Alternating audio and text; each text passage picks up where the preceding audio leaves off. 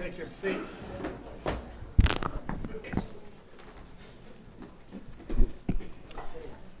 All right, welcome to this evening's regular business meeting. We will have our invocation from Pastor Jared Newlove of Antioch Baptist Church in Jonesboro be followed by the Pledge of Allegiance. If you would, stand with me.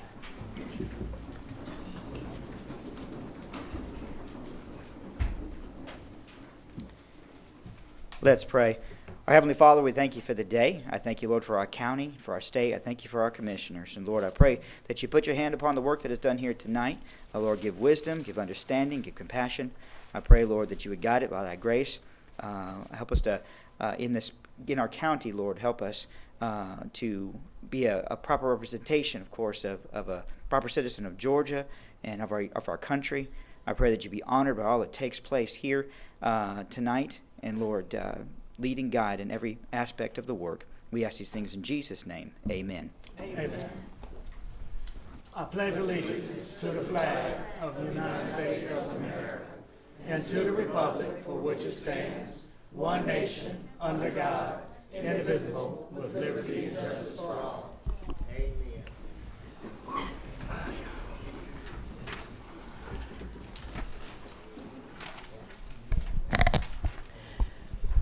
Good evening, everyone. Welcome to our June 20th, 2023 regular business meeting. The first order of business is the adoption of the agenda. Do any board members have any amendments at this time? Yes, Commissioner Hamburg. I do. Yes, I would like to take out number 2. The recommendation for award RFP number 22-247, because I'm not sure, I have questions regarding the scope of work. So you want to put it on the regular agenda? No, I want to pull it. Pull it all together? Yes. Second. All right. All right, there's a motion and a second. Any questions? Those in favor? Aye. Opposed? It's unanimous. I also understand there's a number of emergency items that need to be on here. Help me out with the Solicitor General requests, Mr. Reed.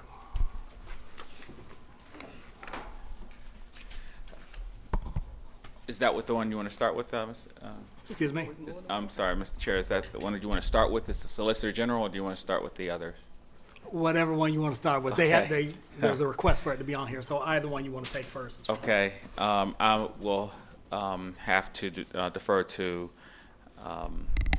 Director Ambles on the HR request, but there is an emergency item, request item number, Resolution 2023-138, which is a resolution authorizing Clayton County to enter into a memorandum of understanding with the National Council on Aging to participate in a study to identify core components of and strategies for successful senior centers, to authorize the chairman or his designee to execute any documents and to otherwise perform all acts necessary to accomplish the intent of the resolution, to authorize the chief financial officer to amend the budget to reflect an appropriate revenue source and expense as may be required under the terms of the MOU, to provide an effective date of this resolution and for other purposes. And the reason why this is being asked to be added as a emergency item is that the National Council of Aging, between the time of the agenda meeting and today's meeting, asked for or identified our Senior Services Department as someone that they would like to enter this MOU with, and they need the agreement returned tomorrow morning. So, I'm sorry, tomorrow afternoon. So not a lot of time, and so there won't be time to have it approved by the board at the July 5th meeting. All right, I'll offer that up as a motion. Is there a second? I second it. Any questions? Those in favor, aye. Aye. Opposed? It's unanimous. Next. The next is a request from HR. There are 3 items, separate items from the Solicitor General, and I'll have Okay, Ms. Ambles.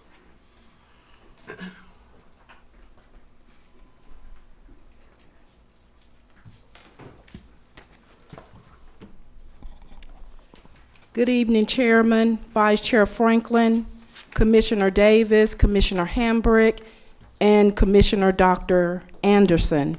Human Resources, we have 3 separate requests. on behalf of the Solicitor General. And I finalized the request in Minute Track on Friday instead of Wednesday, and this is why we have requested that it be presented as an emergency item to the board this evening. All right, is there a motion? So moved. Is there a second? Second. Second by Commissioner Franklin. Any questions? So, Commissioner Hamburg. I'm just looking at this. Are we adding it? Just adding it to discuss. Adding on here as is for a vote. Okay. He's asking us to vote it up or vote it down. Okay, are we adding it to the consent agenda? No, To the regular. no. Commissioner Davis, that's your motion, so do you want To add it to, Regular. not to consider the regular agenda. Yes, sir. Okay. All right, any other questions? Those in favor, aye. Aye. Opposed? It's unanimous. Chairman, I think Chuck has something to add. I was just going to suggest that, that the clerk add it after the budget hearing, because some of the items that are in the budget impact. will address some of the items that are being asked from, by the Solicitor General. Okay, I also have something here that there's a correction. Maybe you know Yes, so there's a couple of other items. Item 28, which is Resolution 2023-102. That is a resolution authorizing Clayton County to abandon .725 acres of a closed portion of Colony Circle. That is actually a public hearing, so that has to go after, can't go on our consent agenda. However, after the public hearing, then you all can vote on that particular resolution. And the same thing is for item 29, Resolution 2023-106, authorizing the county to abandon approximately 0.046 acres of a closed portion of Decatur Road's right-of-way north of Railroad Street. If I could ask that both of those items be moved to after the zoning items for a public hearing, and then following that public hearing, a vote separately on And each that of was those. 28 and 29. Yes, Mr. Chair. All right, Madam Clerk, I'll offer that up and place it on the regular agenda after budget as requested by, Maybe after the zoning. after the zoning. Yes. After the zoning, Madam Clerk.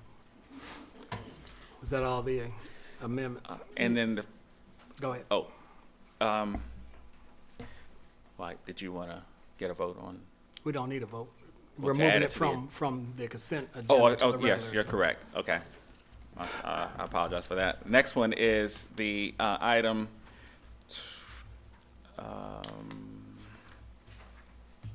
it is item 41, which is Resolution 2023-137, authorizing the county to issue a one-time 2023 fiscal year stipend.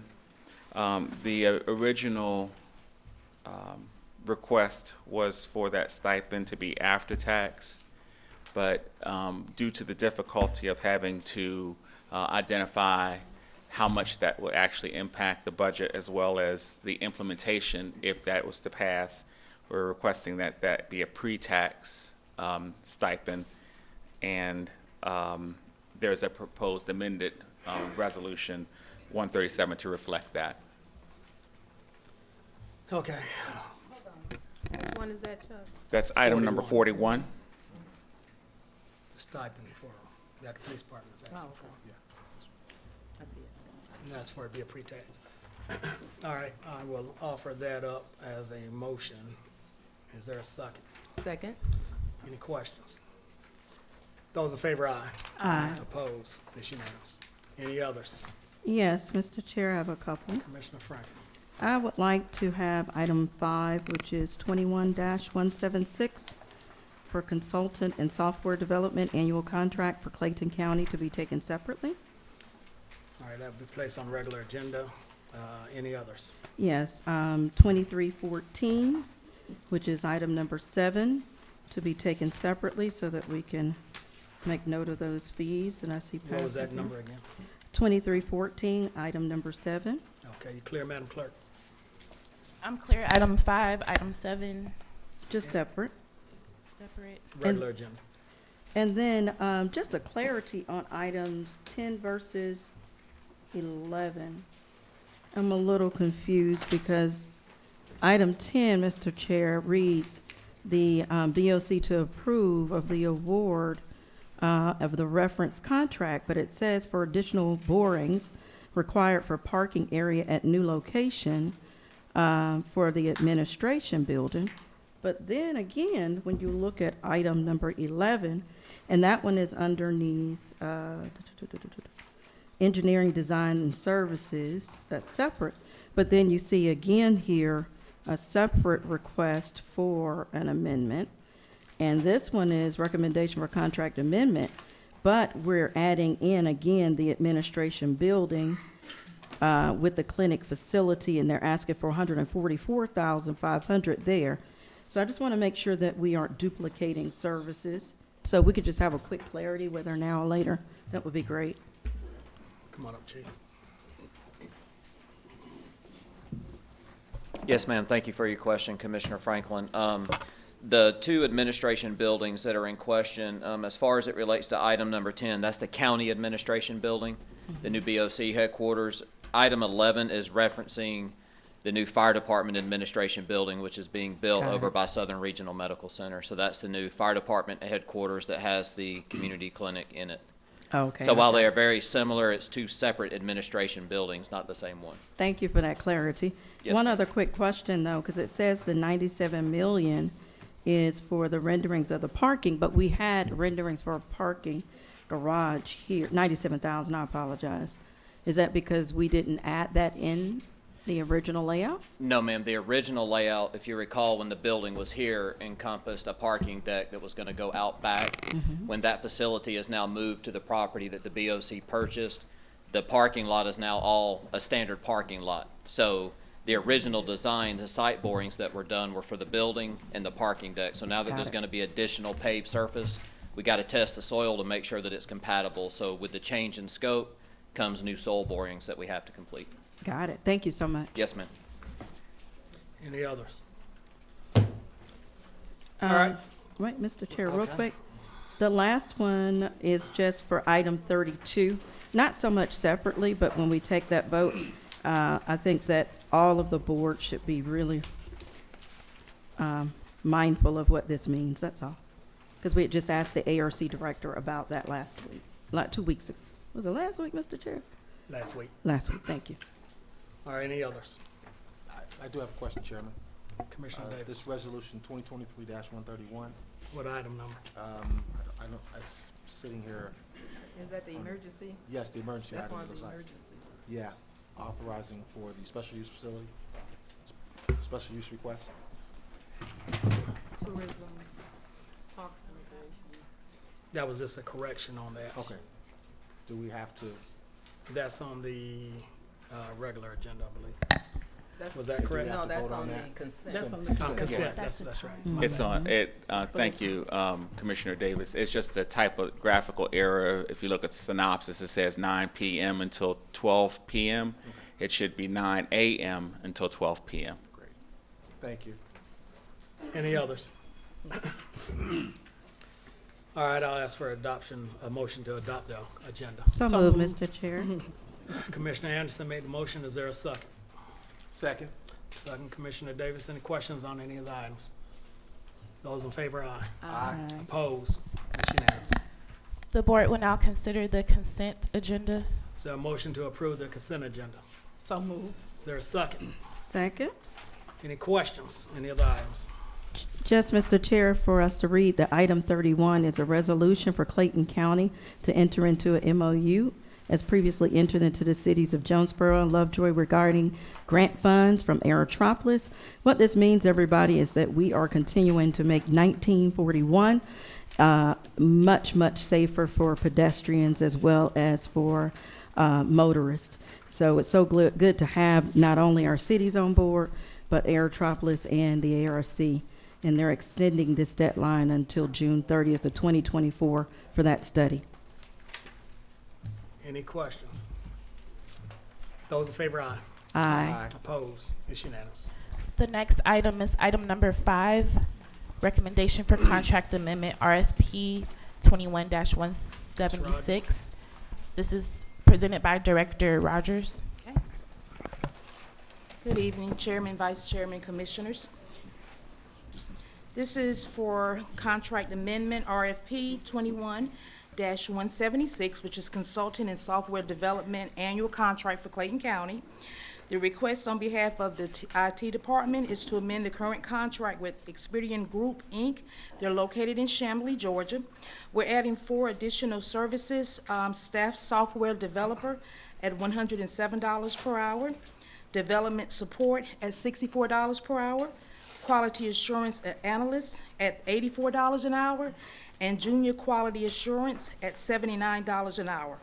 Funding is available through the IT Technology Department's General Fund, and the recommendation memo and amendment are attached for your review and information. My request is for you to approve the recommendation, authorize the chairman and his designee to execute all necessary documents to accomplish the intent of the contract, and authorize the interim chief financial officer to amend the budget accordingly. Is there a motion? So moved. Is there a second? I second it. Any questions? Hearing none, those in favor, aye. Aye. Opposed? It's unanimous. And the next item is item number 7, which is RFP 23-14, which is for insurance broker consultant services for employee benefits. The recommendation is to award to the responsive and responsible proponent, and that was determined to meet our specifications as Marsh McLean Agency LLC, and they're located in Johns Creek, Georgia. The total amount of the contract value is $355,000, and it includes the following. There's a flat rate annual fee for administering the contract of $170,000, which is funded through the county's medical self-insured fund. And then also for the benefit administration system, there's an annual fee of $185,000.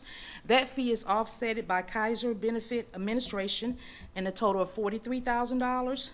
New York Life Benefits Administration fee of $50,000, and Anthem Blue Cross Blue Shield Benefits Administration fee of $92,000.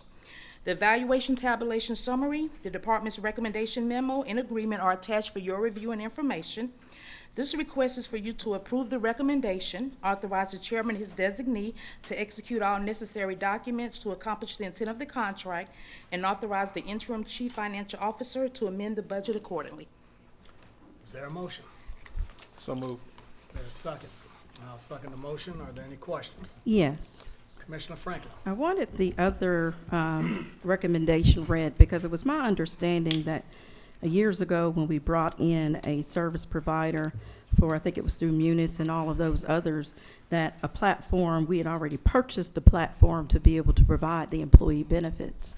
So, but yet and still, even though it's coming out of our cost, but we're paying an additional $185. So I'm just a little bit confused on that, if anybody has any answers. And I know that for the previous one, which the rebid, we actually paid a benefit administrative fee also. I can't speak to and maybe the IT, Jamie can speak to what Munis is able to do, but as far as the platform, we've always had that platform outside of Munis for that. Well, considering it was under our previous person, Jason, Yes. I'll just take my vote because I do remember we voted to have that platform available to us, and the HR director actually informed us that that platform was available and it was included. We've already paid for a platform. And I'll let Director Ambles if she wants to speak to that. Ms. Unless Ambles. something has changed since then.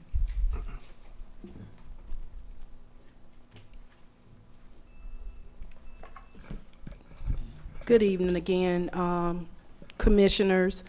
I was not involved in the negotiations of Munis, but I do know that the platform and Jamie, you may be able to speak clearer to this as well, but Munis, the platform that they have for benefits administration does not fit our needs. Okay. And we find that out very, very quickly. Now, Carol, help me to understand about the contract. The technology fee is not something that Clayton County is paying for, is that right? That's offset by the carriers. So we're paying $0 when it comes to the technology platform for SmartBin, which is the benefits administration. As indicated at item 7, you will see that these particular carriers are actually funding the cost for that platform. Okay. Now, if we were not using that money in that capacity, could this money have not gone back into our self-funded plan to offset some of the other costs?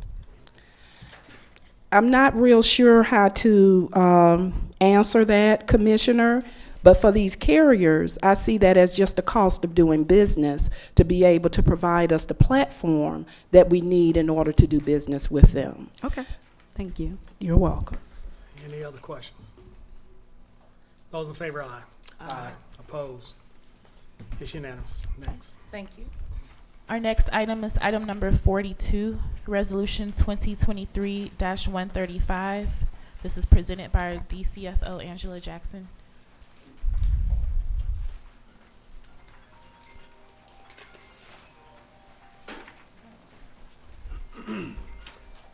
If we could, please silence our cell phones.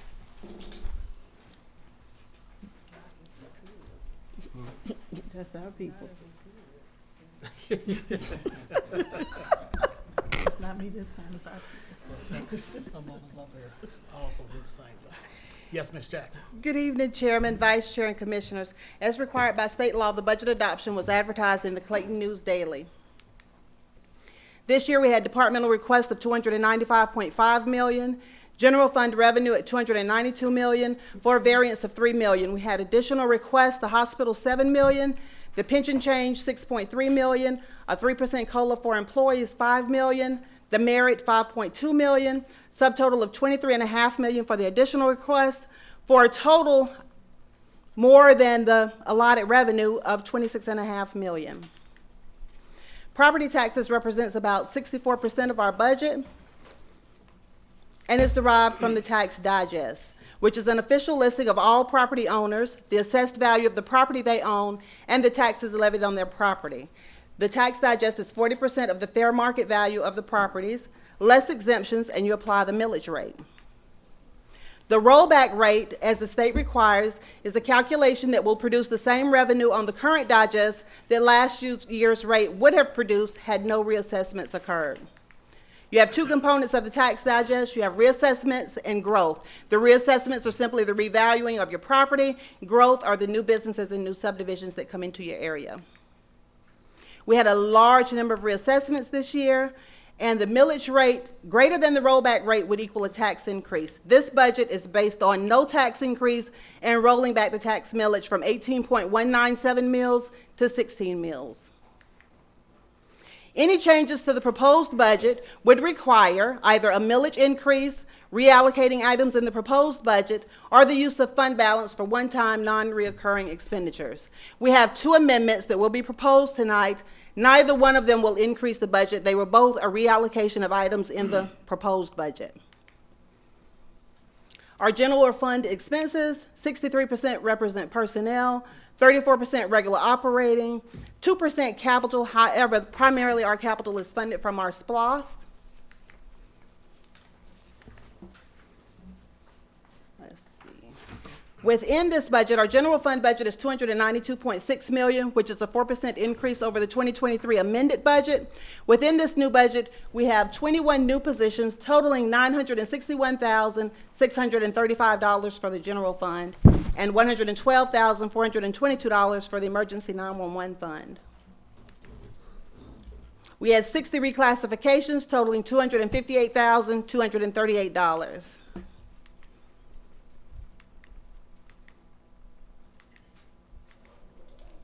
Amendment number one. Amendment number one would reduce buildings and improvements by $2.4 million, which leaves in about approximately $700,000, which is greater than what we had in the current year. It also requires a reduction in R&M buildings to the amount of $444,185. It removes a reclassification for the interim CFO, totaling $19,315. It increases the salary amount for the crisis communication officer, which is a new position in this budget, totaling $12,534. It removes a reclassification for the special services manager within Parks and Recreation of $23,632. And included in this amendment would be an increase for public safety of 3%, excluding administrative staff immediately, as of July 8th, and a 3% that would take place on January 6th. For a total of 6% as an add. However, you have the 3% COLA that's already within the proposed budget, as well as a 5% merit. Including this 6% would be a 14% increase for public safety, assuming they meet their performance evaluation maximum. That's good. Awesome. Thank you. In the fire fund, it would also be the same. The public safety this year would include police, fire, emergency 911, let's see, the prison, the solicitor's office, and the DA's office. The increase for the fire fund would be $958,377, and the increase for the emergency 911 fund would be $97,874. That concludes amendment number 1. Amendment number 2 would call for a reduction in buildings and improvements of $2.1 million, removing the reclassification for the interim CFO totaling $19,315, increasing the salary amount for the crisis communication officer in the amount of $12,534, a reduction in the general assistance expense for the hospital by $2 million, so it would reduce it from $7 million in the budget to $5 million. The Parks and Recreation, it would remove a reclassification for a special services manager in the amount of $23,632, and it would increase public safety by 6.5% at a cost of $4.1 million. Once again, that salary increase would be for all of public safety, excluding administrative staff, so that would also be reflected in the fire fund and the emergency 911 fund. All right, thank you, Ms. Jackson. At this time, we'll address the passage of the budget with Amendment 1. Is there a motion to accept Amendment 1 with the budget, with the proposed budget? So moved. Is there a second? I second it. Any questions? Yes. Commissioner Franklin. Yes. I'm glad to see, Mr. Chair, that you saw the benefit of bringing back into our budget the raises for our public safety, because it wasn't in the original. But my proposal was for the 6.5%, and I did look at moving some funds around. And the reason I did so, just to ask a couple questions and for the board to kind of keep in mind, is dealing with our hospital itself. I think we all received some letters regarding the hospital and the ability to provide services to those who are actually with insurance in our community, and versus those who do not. And so I want to just ask, and one, considering the fact that the hospital is a private entity, it is not a public hospital, it is a private entity, and it is under a 501c3, and I just want the board to consider specifically where we would get our best benefit. I provided to everyone the 990s for the hospital, in which the portion in Clayton County is run through the 501c3, and so you have that for reference. So I don't know if someone's here to answer the following questions: is what is our actual foot traffic for patients that are coming through the emergency room versus in-house patient care? Because the in-house patient care is where we're going to be looking. So we don't have any answers. Well, I don't think anybody's here to answer that question from the hospital, but I will tell you the money that's being allocated is for the indigent care for those citizens in Clayton County specifically. Okay. I'm glad you said that, because I wanted to know, Grady has a sliding scale for the constituents there, because Fulton County kept throwing out money, but they worked with Grady to come up with a resolution. And they have a sliding scales for their constituents that are residents. And what's really important for me as a board member is that our taxpayers, the real taxpayers here, are able to utilize the hospital and not be sent over to Grady and back here. So my question, hoping somebody would be here, is what does that sliding scale look like for us in Clayton County? Once again, to ensure that we're given $7 million that is going to be used exactly for our citizens for indigent care. Well, I appreciate the question, but again, the numbers came from the hospital based on the indigent that come through that hospital. So that's the best answer I can give you at this time. Okay. Any other questions? Those in favor, aye. Aye. Oppose? It's unanimous. Our next items are from the HR department. These are the 3 additional emergency add-ons from the Solicitor General's office, presented by our HR Director, Pam Ambles.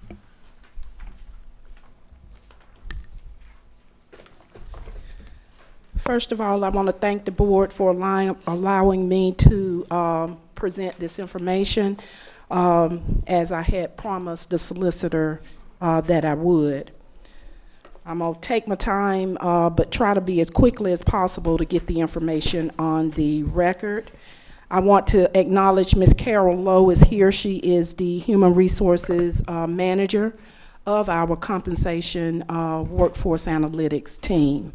I also want to say that data for these requests are as the budget currently stands. There is no consideration of budget year 24, so it is as the budget currently stands. On behalf of the Office of the Solicitor General, Human Resources is making 3 requests. Each request is presented separately for the board's consideration.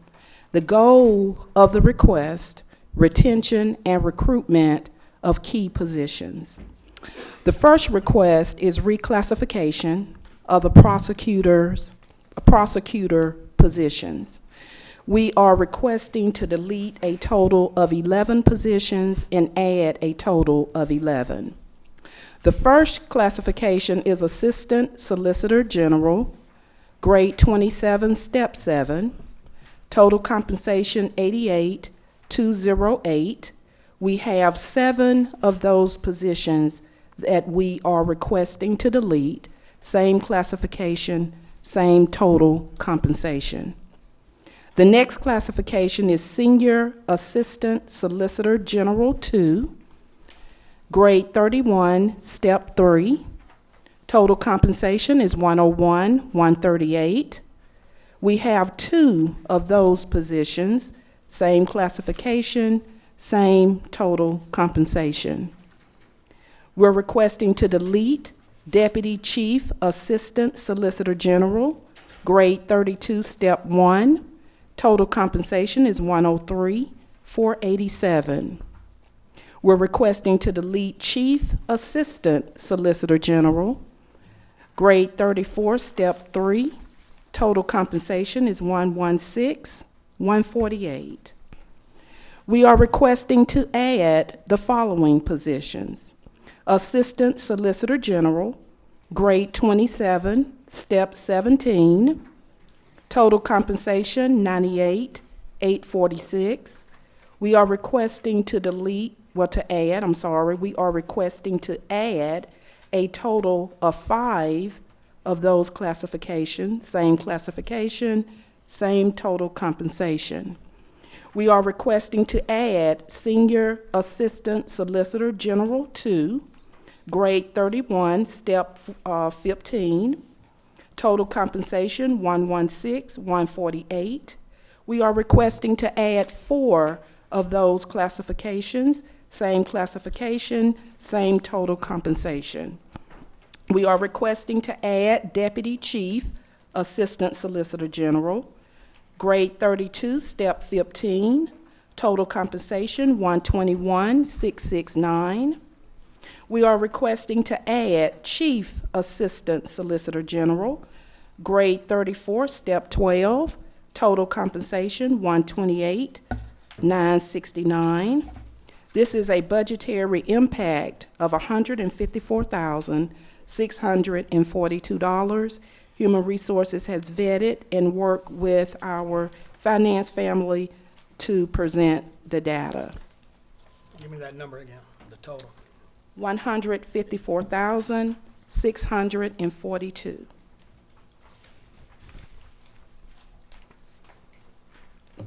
All right, is there a motion? So moved. Is there a second? I second it. Any questions? Yes. Commissioner Sure. Davis. Granted, we know that these salaries need to be reconfigured, but I'm looking at both of these and the next emergency item from them, and I'm almost wondering, is there a way to begin to combine these to take them together? To figure, because this would not just be a one-time impact, this is a impact twice from what we're looking at, correct? When you say twice, are you referring to what's listed in the budget as well? No, I'm not even considering that since we've already voted on that. Okay. But we do have a request number 3 as well. Mm-hmm. I guess why could they not be taken together? Well, I can read them together. I did not know if the board wanted to vote on each one separately. We already have a Commissioner. motion on the floor on this one, so we won't take them together. Are there any, were you finished, Commissioner? No, I'm finished. The commissioners say we want to take them separately, then we'll take them separately. Mr. Hold on, this question. Well, can we change We're the at motion? we're at the question stage. Commissioner Hamilton. Yes, I'm puzzled here. Mr. Solicitor, you've Mr. been to Brooks. us.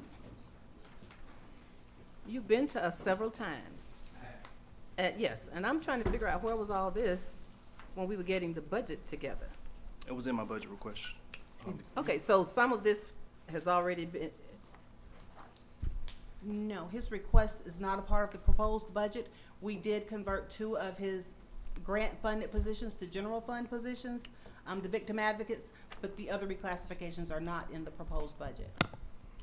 And let me say this, or ask this question of Ms. Ambles. Does this addition of this additional money impact, are we gonna have a parity issue with the district attorney's office and some of the similar other departments that have the same? And that is my second question, Chairman. Request 2, we address that. These are positions that are unique to these particular departments, but in request 2 and 3, I was going to address just one issue as it relates to the office of the district attorney. But the positions that are on the table, these are positions that are unique to the Solicitor General's office, but you do have similar classifications that do reside in the office of the district attorney. On request 2 and 3, or this one that we're talking about now? Well, the one that I've just presented, I presented it as it is, Chairman, but in regards to request 2, specifically to request 2, I did want to mention a note for the board to consider as it relates to the office of the district attorney. And then the other request number 3, it has impact to the compensation system itself, but if I could wait until we get to those, I'll be glad to share some notes with the board from HR. Well, the one thing I don't want to do is create a parity issue, and then if it's something, because there is a mechanism in place, well, you're trying to get a reclass of these, and I think one of the other 2 or 3 addresses the ability to bring somebody in at higher pay. Request number 2 is where we are requesting to move the investigators from our general pay scale to the sworn pay scale. And I'm not sure if the budget addresses the changes in the budget, if that addresses that or not. But that is request 2, and request 3 is to negotiate the ability to negotiate salaries for key positions, entry salaries for key positions. Well, we'll address number 2 when we get to it, because I think you did say that the investigators were part of that 3%. Correct. The investigators will be a part of all of those increases that just got approved, which will total 14%. The COLA, the merit, and then the 6% for public safety. Okay, Commissioner. okay, so which budget is this request coming from, 23 or 24? It's in my 24 budget request. But it's in addition to what you just adopted as the budget. So, So I So think this is incorporated in the 24 budget? It is not. no. No, ma'am. May I, No, hold on a second. Okay. Did you get your answer? Yes, I'm still trying to, so Madam Commissioner, Process. I believe. Mr. Brooks. I'm sorry. I believe what happens is the offices, the departments, they made the request, and then what's presented to the board as a whole is what's proposed by the chairman. So I don't think you ever see the actual request. You just see the proposed budget after all the requests and the meetings have been had. Correct. So, Commissioner Franklin. yes. Oh, I'm sorry. Oh, wait a Commissioner minute. Hambrick Were had you another finished? question. Yes. Go ahead. Now, we just said that we have passed something that will not give us a tax increase. Is that correct? Yes, ma'am. So how will this affect what we just passed? You will have to increase taxes or, because ongoing expenses don't come from fund balance. Great point. Commissioner Franklin. I'm so glad you brought that up. That's why I asked those questions about the hospital. So first, I do think that, board, thank you all for entertaining the raises.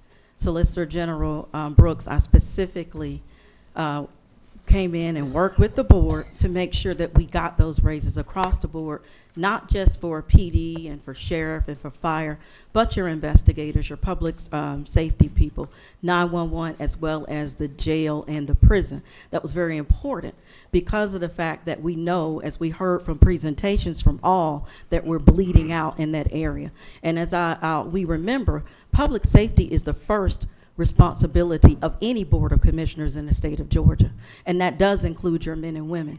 So if anything, I would say we may need to go back and hold on to this, but to go and recalculate it, what the new amounts would be now that you know that there's a 3% raise coming, another 3%, and we could take a look at that and evaluate it. But what I do want to address, and I'm glad you said that, Commissioner Hambrick, this is one of the things I've been discussing on the board, is the mere fact that our process, even though this has been the way we've done it, I'm not sure that it serves us well to be able to serve our public well. Because as a board, if we're not seeing what is actually asked of the board and it's being filtered out, where again, that 6% for the raises was not even in the original chairman's budget. But yet and still, we heard presentations before, so every servant on this dais realized that was something we had to address. However, if the individual departments are submitting to the chair and it's being cut out, we have no way of knowing that what we're voting on is going to serve our public well. And one thing I want our board to kind of consider, we just gave a blank check to a private entity. And I want to make sure I'm very clear with this. We have to maintain our hospital. I actually served on that board of the hospital. But that hospital has gone from being in the negative and the red, and to be quite honest, making money off of the backs of the quote unquote poor people of Clayton County. When in actuality, the majority of the people that are going to the hospital, a lot of them are homeless, a lot of them are coming from other cities, and our county is constantly footing the bill for folks in our county, for folks that no other county is willing to receive them or accept them. So we just gave a blank check of $7 million to a private entity, of which I gave everybody a 990. And they've been operating under these funds. And you know, we've got to take care of our people first. We are bleeding. The chief of police told us he's bleeding. The fire chief told us he's bleeding. All of them told us they're bleeding. If we don't take care of our own first, then I don't know what we're doing. So I don't have a problem with asking about $154,000 and adjusting it, but compared to $7 million we just gave as a blank check, I think we have to ask ourselves what is most important. And again, we only have one source of funding to be able to provide it to you all, to be able to provide you employee benefits and pay. That actual nonprofit has the ability to raise funds. They are a separate entity, and we need to bear that in mind. So that's my only concern about the $154,000 for what you're asking. Well, first, go ahead, Ms. Commissioner Hambrick. The hospital does serve the residents of Clayton County. For us to say that it's not relevant to us, or we're giving a private entity monies that's on the back of the Clayton County residents, is serving the residents of Clayton County. I think it's very unfair for us to say what we're saying about Southern Regional Hospital.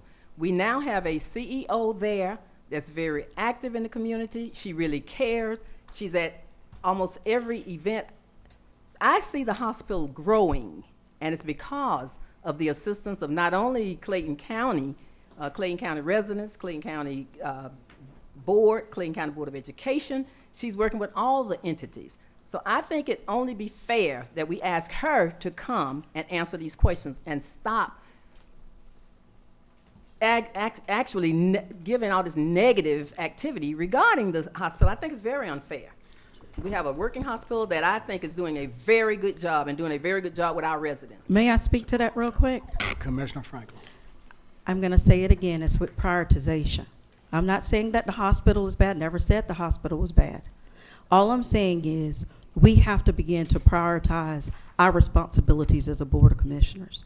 And our first and foremost responsibility is not only to the citizens of this county, but those citizens who do pay taxes in the county and who receive services in our community. It doesn't mean that they're not serving at all, but tonight I have some questions and there was no information provided.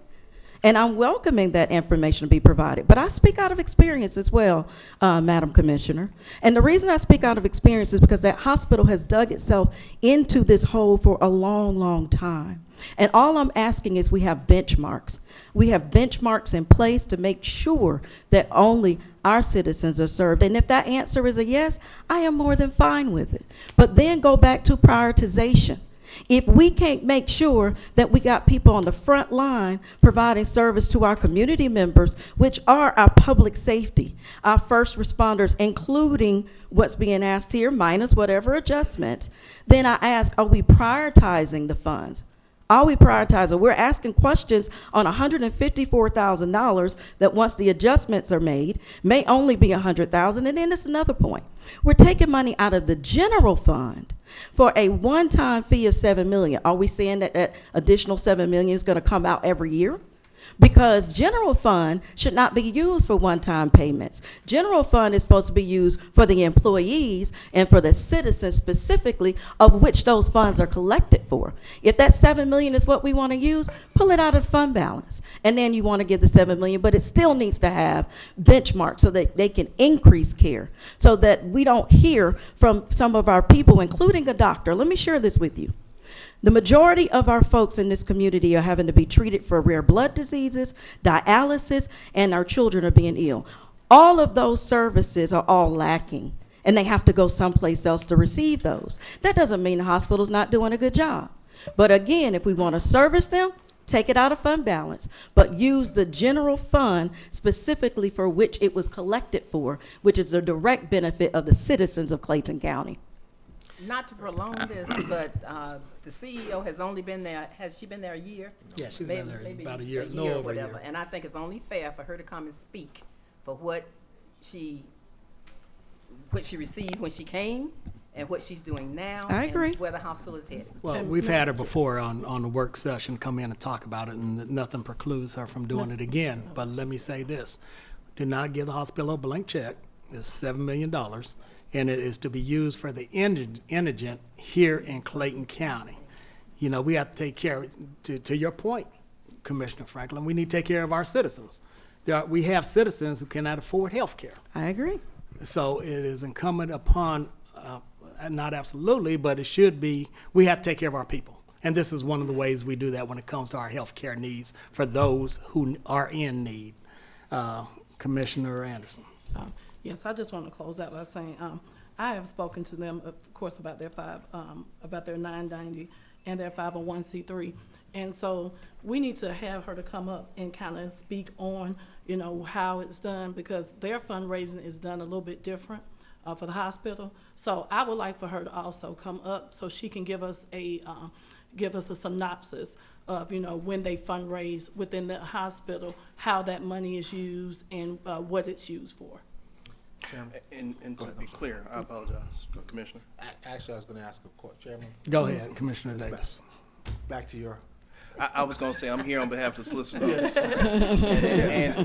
And to be very clear, though I appreciate the work of the hospital, and Southern Regional Hospital is a regional hospital, I'm here for the solicitor's I office. understand. Don't And work my for it. request is $154,642 I do have a question, in though. comparison to, Okay. I understand, Solicitor. Looking at these numbers, from the deletion to the addition, we're looking at roughly about a 6 to 7.5% increase from a lot of these numbers.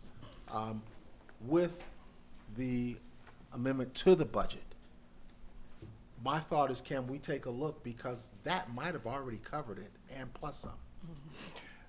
I don't believe it does, Commissioner. In fact, Ms. Jackson can probably speak to that. Do you know? I don't know right off without looking at that, but it does include all of your sworn officials, your investigators, and those Right. types of individuals within your office. And so this request is for prosecutors, for attorneys in the So office. as far as the COLAs and the additional, that is not for the prosecutors. The COLA and merit will be applied to the prosecutors. It's just the public safety piece that will only apply to his investigators.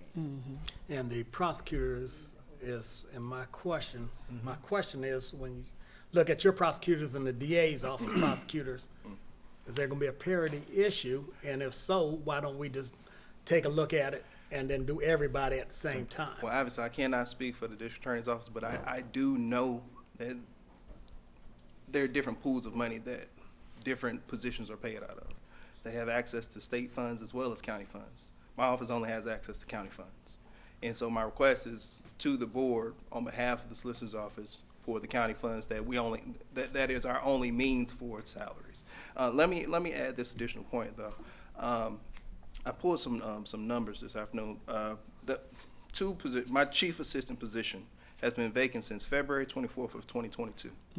That's the number 2 person in the office, who technically would be the highest appointed person in the office, and if something were to happen to me, that person would be the Solicitor General. That position has been vacant since February of 2022. That starting salary is roughly about $90,000. That's annual savings. That got kicked back to the general fund from this past budget. How much is that again? $90,140.95 roughly. Okay. That's a rough estimation. The ASG 2 position, I was slotted for 3 of those positions. That salary is at $76,698. This is the present budget, $76,698.47. 3 of those positions have been vacant since September and October of 2022. So about $230,095.41 got kicked back to the general fund. So you got it. Okay. ASG 1 position, slotted for 3 of those positions, and 3 of those positions have been vacant since August 13th of 2021. So that's 2 years.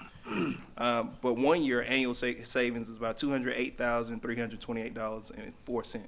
So this over $500,000 has been going back into the general fund on lapsed salaries. This request for $154,642 is absorbed twice or 3 times within just what's been given back Only for 1 year, though. for 1 year. I mean, but some of these positions have been vacant for 2. I got you. Mr. Chair? I just want to say this. We've passed the budget with no tax increase. What you're presenting to us does involve a tax increase. Commissioner, respectfully, I don't think a $154,000 increase on the budget will increase taxes. Will it? Yes, because currently it's balanced. By how Where it much? stands. $154,000? The budget is balanced right now. And so we are using the current millage to balance that budget as a part of it because it represents 64%. But the current budget is balanced as it stands. And let me say this. When a tax increase occurs, it's not the solicitor's office increase the tax. It's the commissioners increase the tax. Yes, ma'am. And that is a grave concern of mine. May I make Commissioner Franklin. May I make a suggestion? I want to make sure we're clear on this, and I understand about it being balanced. Let me say this, I don't want taxes to go up. As a single mama, I definitely don't. But $230,000 right off the bat, he said, that came out of the previous budget that was not used was already there. Have we taken into account for that for this particular office? Now, without having, of course, my PC in front of me, We do line item transfers to cover other items within the budget, so I am not sure if that entire amount that he's saying is still sitting within his salary account, because line item transfers are done to cover other areas and to do other things within departments throughout the year. So quick question, when we did the same for PD, we just voted on the $4,000 because that was lapsed salaries. So we know that that line out, those had not been transferred out? Yes. Okay. So I'm still gonna go back to this. I know you said you're only asking, but again, I gotta ask a question. If the $7 million came out of fund balance, which we know that's possibly a one-time occurrence, all right, because we're going to reevaluate for next year, would that not allow for that $7 million to be reallocated among our employees within the county, who a majority of them live within this county? If the board chose to reduce the budget by that $7 million, yes, it could be used elsewhere. Not to, let me make sure I'm clear, because people are saying, oh, appreciate the hospital. No, I'm saying $7 million, because obviously there's no consensus not to provide the full $7 million. I say give them 5 and let's see what happens. Use 2 back for the citizens, for the employees. But if we take that line item of $7 million, take it out of the general fund budget and move it to the fund balance, where we have money sitting there that we receive from the airport, would that not release $7 million to go back into our general fund for the purpose of what we're discussing here today? You could make a motion to remove $7 million from fund balance to handle, or any amount for that matter, the board could do that, to handle any type of one-time expenditure that you wanted. That's One-time expenditure. Yep, but we're looking at the hospital, which is the one-time, Mr. Chair. It's not the salary. So that's what I'm looking at. We're looking at the $7 million that's encumbered by our general fund for a private entity. And don't get me wrong, I'm not going through that portion again. But if it was removed, you release money so that we can take care of these employees. That's very important. All right, I think we've probably had enough conversation on this. You have another question? No, not a question, but my concern is still at the point of what do these numbers actually look like now with the additional amendment that we made earlier? That's Well, nothing keeps us from looking at this down the road. And I know you've been waiting, and I know you're trying to do something, and I know you're in a hurt. You're hurting, but I would really like us to look at your numbers as far as prosecutors, the district attorney, so we don't open Pandora's box and everybody's coming at us and saying, "Hey, I need an increase." You gave it to the Solicitor General and so forth. So, and the other part of that is the budget has been balanced. I don't want to have a tax increase, but what I'm telling you is, as far as me, the chairman, this one vote, committed to trying to get a resolution to what you're asking for. So I'm gonna take another stab at it. Yes, I'm not gonna give up on it. Is there any way that this board would consider removing 500,000 or 250,000, whatever y'all are comfortable with, because we're nervous about everybody else, remove the 500,000 out of the hospital, take that out of the fund balance, and then that way this man and others don't have to keep waiting? Because think about this, they're public safety. He's not just showing up in court. He's showing up and doesn't have people to show up in court to prosecute folks for having, for infringed upon safety upon our public. Would not the board consider that, so we won't have to keep waiting, and then the 500,000 would be there for you to go back and make sure that the funds are there for each one of them? Is that not a possibility? at the board. From the financial side? My thought is no, it would not be, because if the parity does not exist, then that, whatever that number is, would have to increase. Commissioner, if I were to take it already as a parity issue, would that make a difference? I'm sorry. If I were to tell you it already as a parity issue, would that make a difference? I think, as far as I need to look at the numbers and see where we are. So, But let me say this, because we keep beating this. I'm gonna call the question. Is there a second? Second.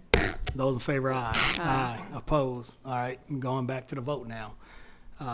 Those in favor of his request, or HR's request, aye. Those opposed, Well, nay. Question? Oh, I'm sorry. Excuse me? Yep. Is, can we look at this and bring this back for our next Yeah, meeting? that's what I was gonna say. Well, that was my whole point. Yeah. We're 'Cause I gonna, don't we're wanna gonna take a vote it look as a at it and no. get it done, So hopefully we just sooner go than back later. for the Yeah. next meeting, with looking at any such parity issues that might exist Correct. to make a decision. Yes, it can be. But still, we're taking a vote. We're at the vote. But Do we Mr. have Chair, to, go ahead, I'm sorry. well, we need to ask Mr. Reed, though, what does it mean if we vote against it now? Can we just, You can bring is it. there any way we can hold this item and then go Yes. back and look at it at this point? Even if we vote against it, we can bring it back. But first you call for the question, Mr. Chair. We gotta- No, this was the vote on this motion, on the request of HR. Right.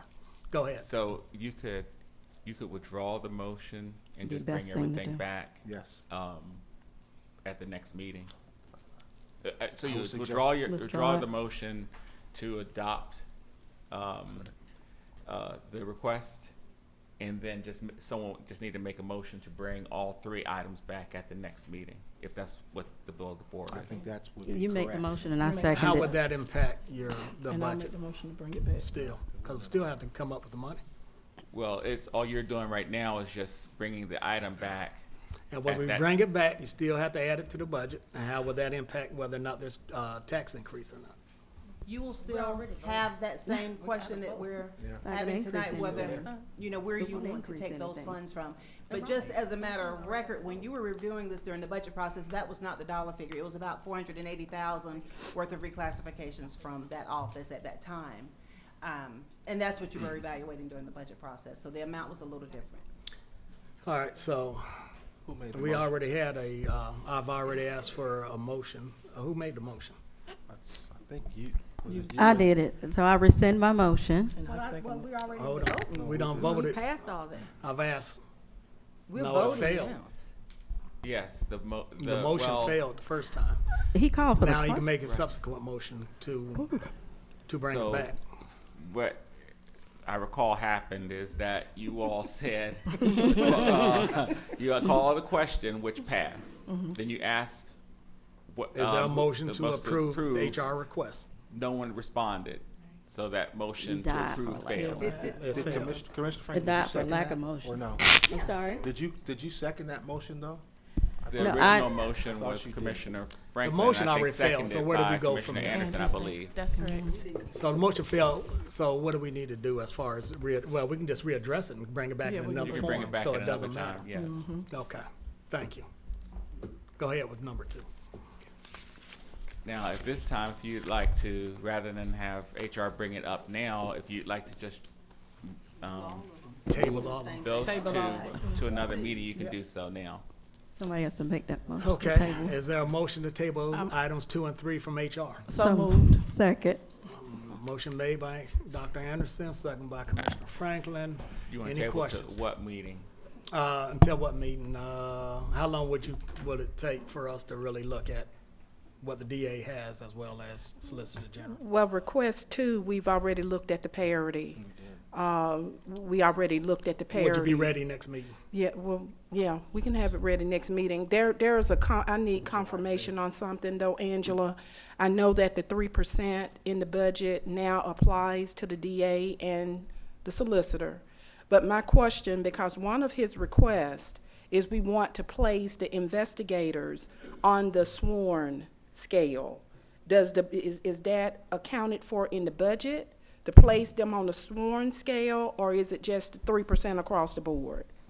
It's, for public safety, it's 3% on July 8th and another 3% on January 6th, just to make that clear. But it's 3% on the scale that they reside currently. Okay, yeah, see, that's his request, is to move them from their current pay scale. We have 3 different pay scales, and there is 5% between each scale. We have the general pay scale, we have the public safety pay scale, and we have the first responders. And there's a 5% increase between each scale. So if there is a 3% increase in the budget according to the scale that they're now on, the request from the solicitor is to move those investigators from their current scale, which is the general scale, to the sworn public safety scale. Can you just bring us all those numbers? I can, yes, One sir. solid. Thank you. You're welcome. Did we vote on that? No, we Where are did. we at with this? we voted on, when to bring it back. There was a motion and a July second, 5th. but there was no. There's been no vote. I believe it was just a motion. No, Was there a second? We last asked Second about by when to Vice bring Chair it back. Franklin. She said was a second. There was a second. All right, Commissioner. those in favor, aye. Aye. Opposed? It's unanimous. Thank you. Ms. Brooks. Thank you. Our next item is item number 43. This is the board appointment for the library board. Okay. Dr. Danya Sartor was elected as the new mayor of the city of Jonesboro and had to resign from the library board. The new term will begin immediately and will expire February 1st, 2025. Commissioner Davis. Yes, I'd like to go ahead and make a motion. We elect Drew Andrews to the library board. Is there a second? Second by Commissioner Franklin. Any questions? Those in favor, aye. Aye. All right, next is also the library board. Dr. Rump Carter resigned from the library board. The existing term will expire on November 2nd, 2024. It's at-large appointment. Are there any recommendations? Madam Clerk, hold that till next meeting. Next board appointments to the Parks and Recreation. Dr. Elliott McGlory resigned from the Parks and Recreation Board. This current vacancy is an existing term that will expire June 30th, 2025.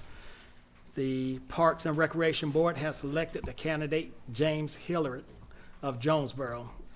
Recommendation of approval by the full board. Is there a motion to accept their recommendation?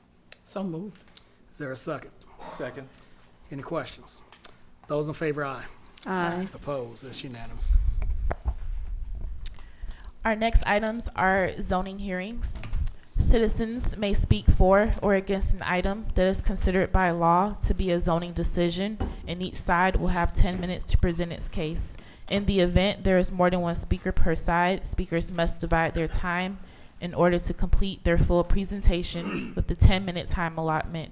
When the time runs out, the speaker will be expected to cease speaking and leave the podium area. Applicants or citizens speaking in favor of an item shall speak first. Applicants in zoning ordinance cases shall have the right to reserve time for rebuttal. Opponents of a zoning decision item shall have no right of rebuttal. When speaking, speak directly into the microphone and begin by stating your name, address, and name of any organization you represent. Abusive, profane, or derogatory language will not be permitted. Our first item is item number 46. BOC 2210-0255, which is to amend the future land use map category. Good evening, Chairman and Commissioners. The applicant has requested to table agenda items 46 through 50 to July 18th. All right, Commissioner, well, is the applicant here? No, they are not. Did they, The applicant is here, and they did send us a letter. if you come to the podium, sir.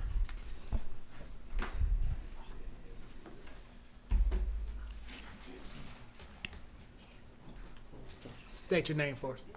Good evening, Commissioners. My name is Josh Mahoney. I'm an attorney at Battle Law PC, located at 3562 Habersham North Lake in Tucker, Georgia.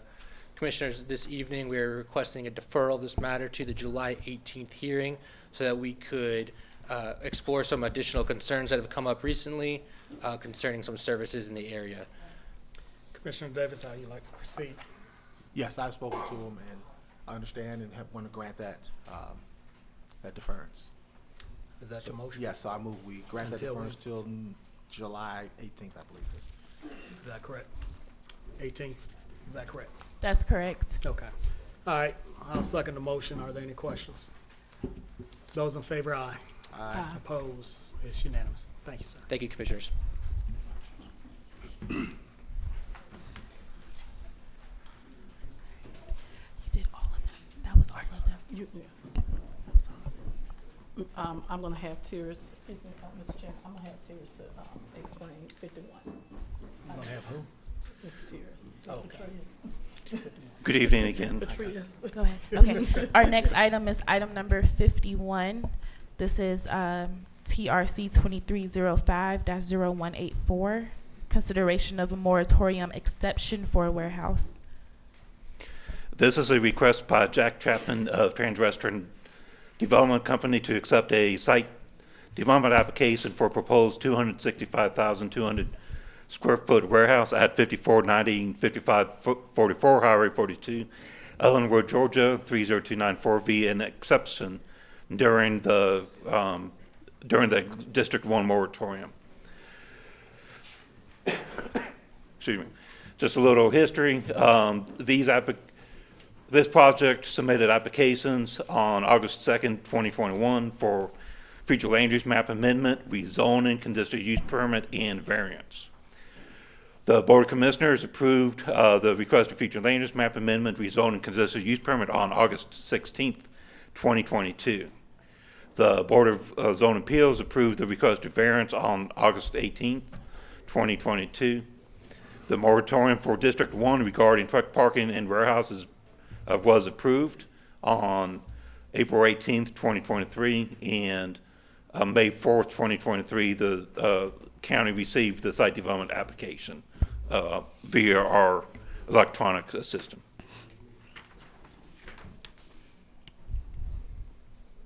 And I thought that the applicant was here. Applicant is not present. Say him walking in. Then. No, that's- Is that what? Is he present or not? Is the applicant for this present? Where is he? Yes. He just walked in.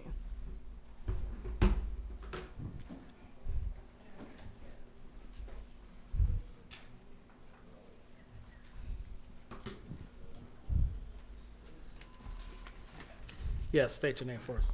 Good evening, Jack Chapman with Transwestern Development Company, 1430 Dresden Drive, Atlanta, Georgia 30319. And would you like to reserve any minutes for a rebuttal? Somebody be against your request? 3 minutes, please. Okay. Thank you very much for your time tonight. We're here to request an exemption for a site development permit. As you all know, we were granted approval for the rezoning and the conditional use permit back in August of 2022. This particular property, since that point in time, we have had to deal with multiple site development hurdles. This has included working with the Clayton County Water Authority in regards to proposed changes to the FEMA 100-year floodplain map. Part of the floodplain touches the back portion of the property by Upton Creek. We have signed an application with CCWA on February 8th, 2023. There are also wetlands on the south portion of the site, so we had to work with the Army Corps of Engineers to get a mitigation permit as well for that. That was applied back in 2022. We received the permit in January of 2023. In addition, Highway 42 is a GDOT controlled road, so we had to work with GDOT on plans for road improvements we'll be making in front of the project for deceleration turn lanes and things of that nature. So the design component for that project took some time to put together, and GDOT gave us their approval letter, preliminary approval letter on April 11th. In addition to that, we have signed a $25 million design-build construction contract. We've also executed a construction loan agreement with an existing bank relationship of Transwestern's. So at this time, with the progress we made back in 2022 on the initial rezoning approval, the conditional use permit approval, we're just, at that point in time, we're just so far down the road with the project. So that is why we request exemption for the site development permit. And Mr. Chairman, Commissioners, we appreciate also you letting us talk to you about this exception. As you know, this State is... your name for us, Mr. Head. What's that? What is that? I'm State your sorry. name for us. Greg Heck, 205 Corporate Center Drive, Stockbridge, Georgia, 30281. I'm sorry, Mr. Chairman. We're basically just asking for a continuity of use and an avoidance of major damage to the project, as Jack was talking about. This project on August 16th, 2022, the county approved our CUP and our rezoning to LI, as well as a future land use amendment for approximately this 28-acre parcel. Based on these decisions, our client has executed a $21.8 million construction loan agreement, a $25 million design-build construction contract, invested over $3.2 million in engineering, design, due diligence, wetlands mitigation, permits, financing, and other fees. overhead costs will grow with any delay. Investors will obviously have heartache with this if there is a non-exception. Our client has worked with Clayton County Water and FEMA and the Corps of Engineers and GDOT on different improvements and approval letters. And we have given you also a packet out there that includes a constitutional rights notice as well, for better or for worse. And we would just ask you to allow our continuity of use, as we've depended on these prior decisions to make these improvements and expenditures.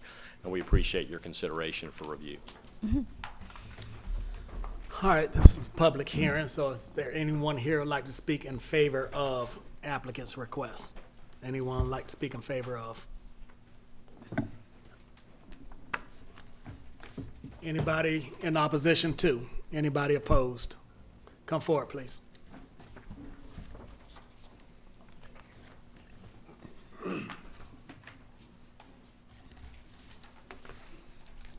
My name is Linda Jones, and I live in the community near where these people want an exemption. I feel they should not get an exemption because when they initially asked for this particular project, it was denied, not only by planning, but also by the advisory board, zoning advisory board. And we certainly do not need any extra problems with the I guess the output of positivity in our community when it comes to people being able to move about in a very positive, clear way. So I would just like to say, on behalf of my community, which is Grant Forest subdivision, we do not agree with this exemption. Thank you. Is that Clayton County? No, that's the cab. That's the cab? Yeah. All right, anyone else want to speak in opposition to? Or, yeah, anybody opposed? Okay, Commissioner Anderson. No, wait a minute. You got 3 minutes if you'd like to, Mr. Heck. Got 3 minutes reserved for rebuttal if you have anything in addition to.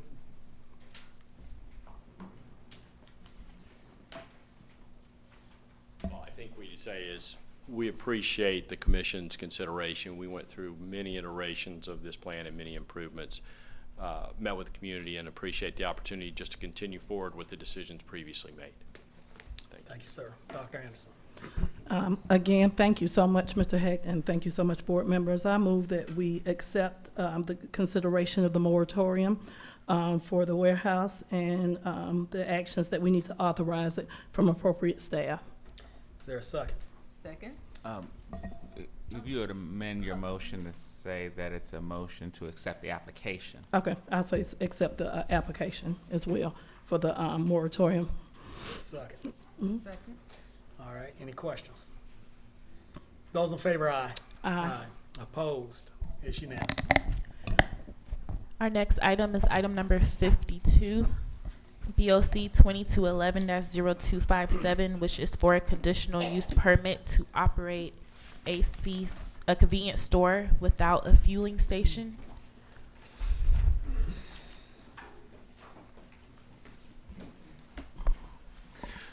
Good evening. This is a request by Rajab Kotadia for a conditional use permit to operate a convenience store without fueling station at 1004 Mount Zion Road, Marlboro, Georgia 30260, which is in the GB General Business Zoning District. Said property consisting of plus or minus 0.257 acres is further known as parcel 13145A D008 and located between Emperor Drive and Lake Drive / the personal place. This is the zoning map. This is future land use map. This is current aerial. This is the proposed site plan. Site plans, rather. This is a. This was just provided to us this afternoon. It's so is the proposed landscaping. However, staff does have a question about the drive-through entrance, drive-through speaker, exactly what that is about. This is existing elevations. This building was built in the 80s. And staff recommendation was approval with conditions. However, Zach's recommendation is denial due to the applicant not being present at that time. Applicant present today? Please come forward.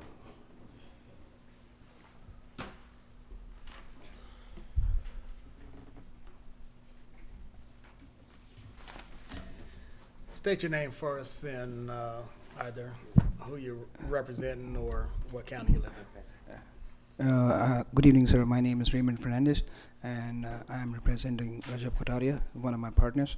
He's the main partner, and then that's my cousin as well, and we all three are partners. So, what's the question? I mean... Your floor. Okay. And do you want to reserve any minutes for a rebuttal should somebody be in opposition to you?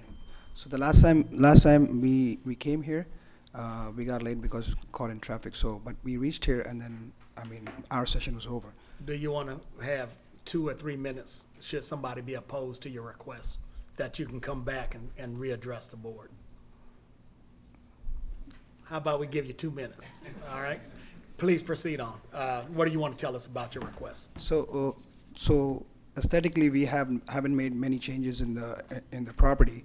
I mean, we just pull the mic down a little bit more because we're having a hard time. So aesthetically, we haven't made many changes in the property. The convenience store was closed for a year, and then we took over, and then we want to go ahead with this project. So I would request you to kindly consider. Okay. Yeah. Thank you, sir. So this is a public hearing. Is anybody here in favor, want to speak in favor of applicant's request? Anyone want to speak in favor of? How about anybody in opposition to? Is anybody opposed? All right. You have anything extra to add? You got 2 minutes. If you got anything more you want to say, if you're good, we'll move on. Just a humble request, if you could just consider our application. Thank you, sir. Thank you. This is Commissioner Davis. This lot is in dire need of something, and that something is quite a bit. I've not gone on site because I've not heard about this project going on other than the meeting that you all did not show. What I'd like to do is to begin to sit down and speak with you to see if there's any way that your business venture can go forward. But I don't even see the conditions that staff had recommended on here, though. The conditions that staff had provided to ZAG was paving and restriping parking lots, add landscaping lawn for the property frontage, and the facade shall be brought into compliance with Section 6.8, architectural and appearance for commercial and industrial buildings. I would like this to be held, if you all would like, till minimum of next month at the July 18th meeting. Are you in agreement with that, sir? To hold it, basically he's asking for you to hold it so he can further evaluate it and then bring it back our next board meeting on the 18th of July. Yeah, it's fine. So whatever is convenient for you. Okay. Also, I would like to ask. Yes, sir. The thing stated there, like it doesn't give me clarity, like exactly what has to be done. Like what can I do to make it better? And that's all part of the conversation you'll have with Commissioner Davis. Is that your motion, Commissioner Davis? Yes. So you all agree to that. So yes. If I can, I'll give you a card with my number so you can contact to set up a meeting with me. But that is my motion to hold it until the July 18th board meeting. Is there a second? Sounds good. Thank you so much. Second. Second by Commissioner Franklin. Any questions? Hearing none. Those in favor, aye. Aye. Opposed? It's unanimous. Thank you, sir. Thank you, sir. Mr. Chair, I just want to note that that's just going to be for decision only, since we have the for public decision hearing. only. Great. Our next item is item number 53, BOC 2211-0276, which is the conditional use permit request to allow an existing freestanding building into an accessory dwelling.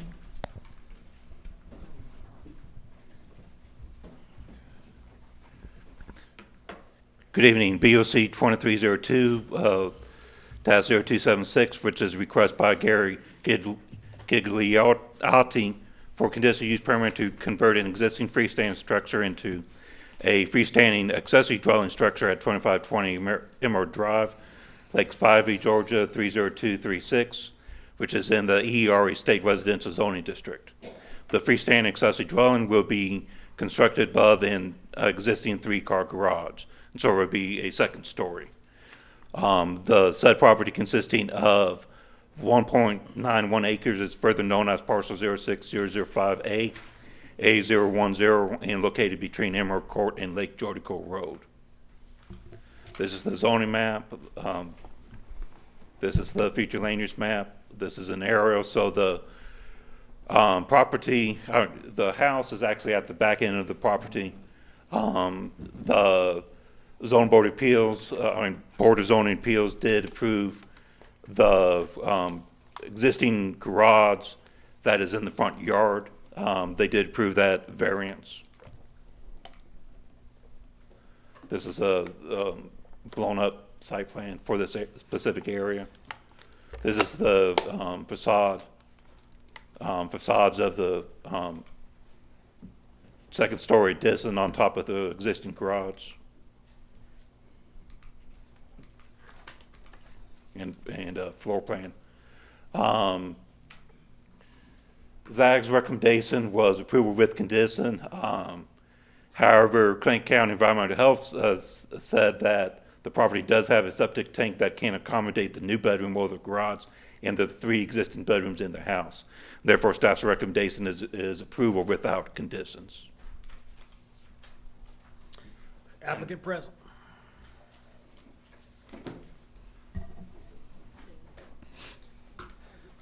State your name for us. I'm Gary Gelati. I'm the owner and resident there at 2520 Emerald Drive. And as mentioned, we just simply want to put a garage apartment over the existing garage. At the last meeting, I think something came up that with regard to the septic tank, and I think the problem was that Brad Smith had sent me the copies of his evaluation report and whatnot, and the original site where they actually showed that there was 400, not 300 feet of septic absorption that was there. And then also he sent a report to me, and I forwarded that to the Planning and Zoning Commission the next day after we had our last meeting. And he states in here that in addition to the property, the site evaluation, as well as the provided information, indicate that the proposed construction to the home and property should not adversely affect the functioning of the existing system. And then in his notes, he also said, property owner proposes turning the existing garage into a 1-bedroom guest place. Existing home is 3-bedroom, and the guest bedroom will be a total of 4. Existing septic system is sized for 4 bedrooms as per the original 1987 inspection site. So I sent all that to the thing. I don't think they got that originally, but Brad did do the evaluation at my property in March, and he provided me with all that and said everything was good. Okay, I failed to ask you if you wanted to reserve any minutes for a rebuttal, so I will give you 2 minutes or save 2 minutes for you should somebody be in opposition to your request. Okay, thank you, sir. All right, so at this time, is there anyone who wants to speak in favor of applicant's request? Anybody? No, I have to ask a, what do you call it?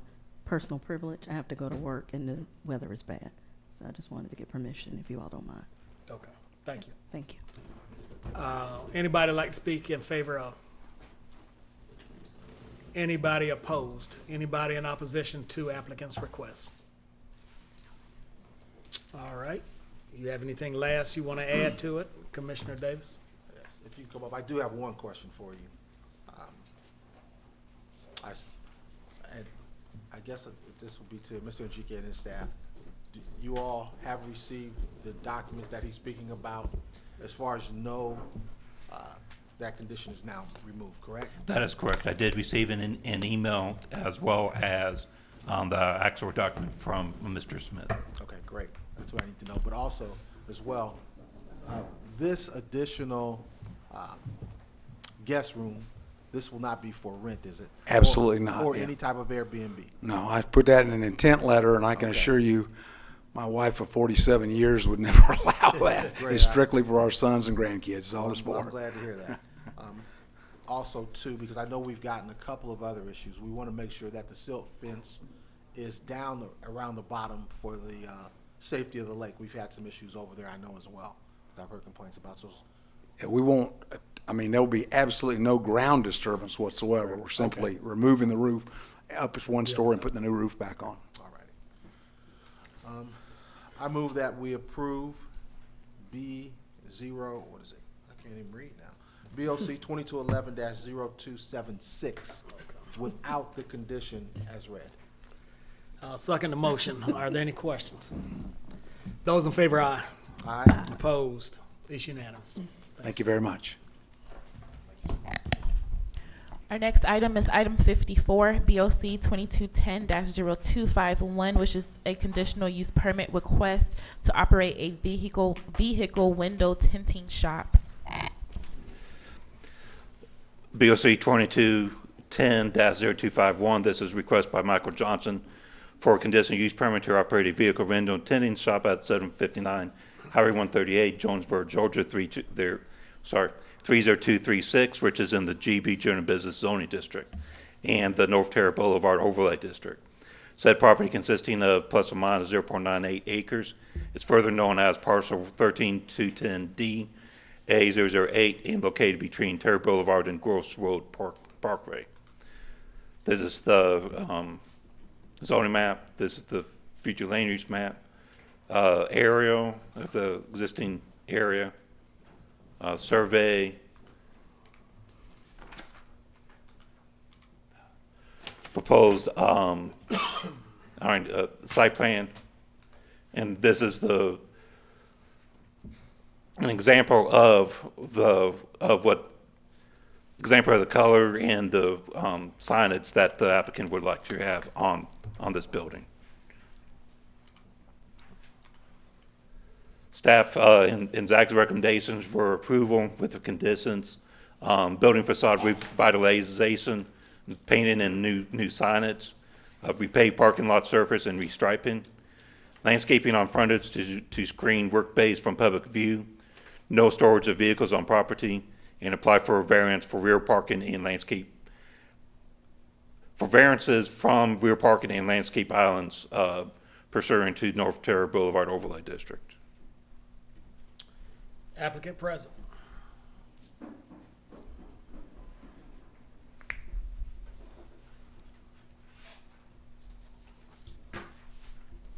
State your name from your county of residence, and if you'd like to reserve any minutes for a rebuttal, should somebody be against you. Okay. Good evening. My name is Earl House.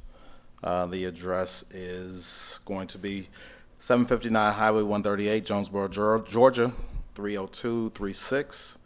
What other question? How many minutes would you like to say reserved for a rebuttal? Should somebody come up and speak against your request?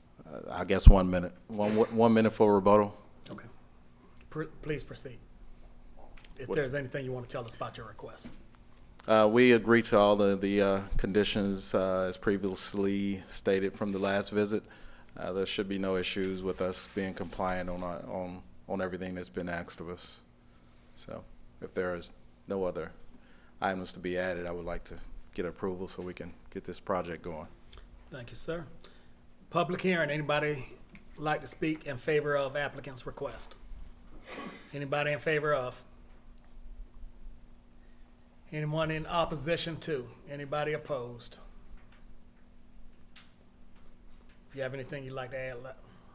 I appreciate you all letting us bring this business to this county. It's the #1 world's largest tent company in the world, so I appreciate it. Commissioner Davis.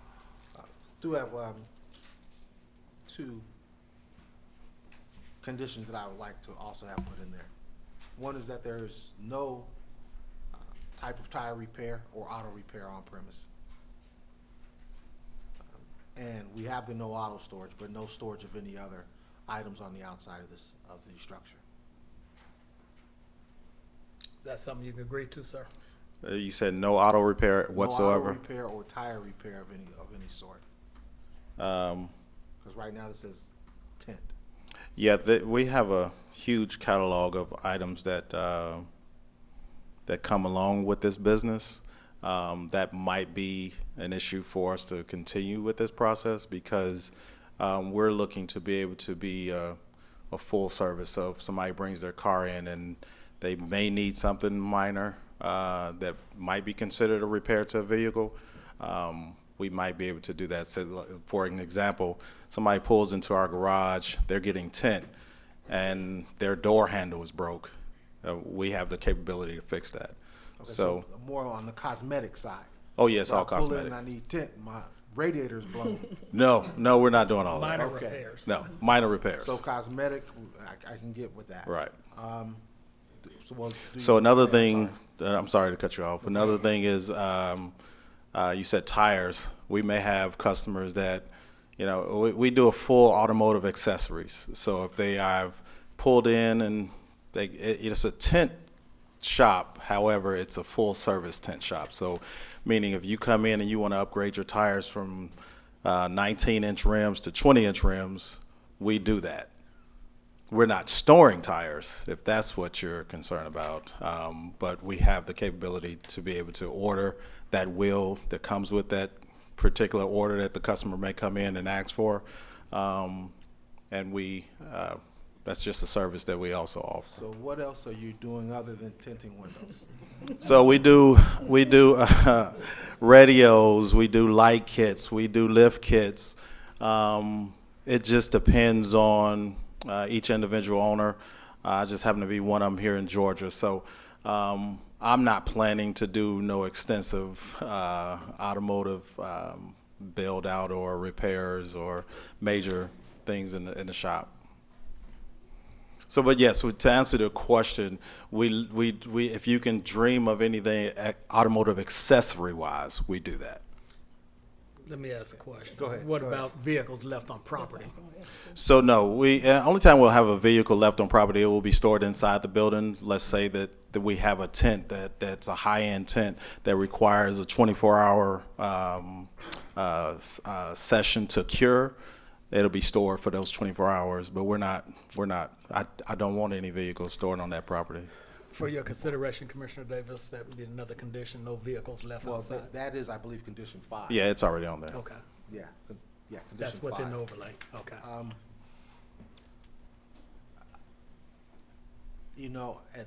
I want you to succeed in your business.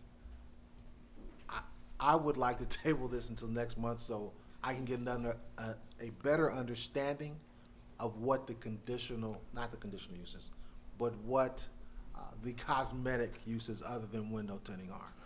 Okay.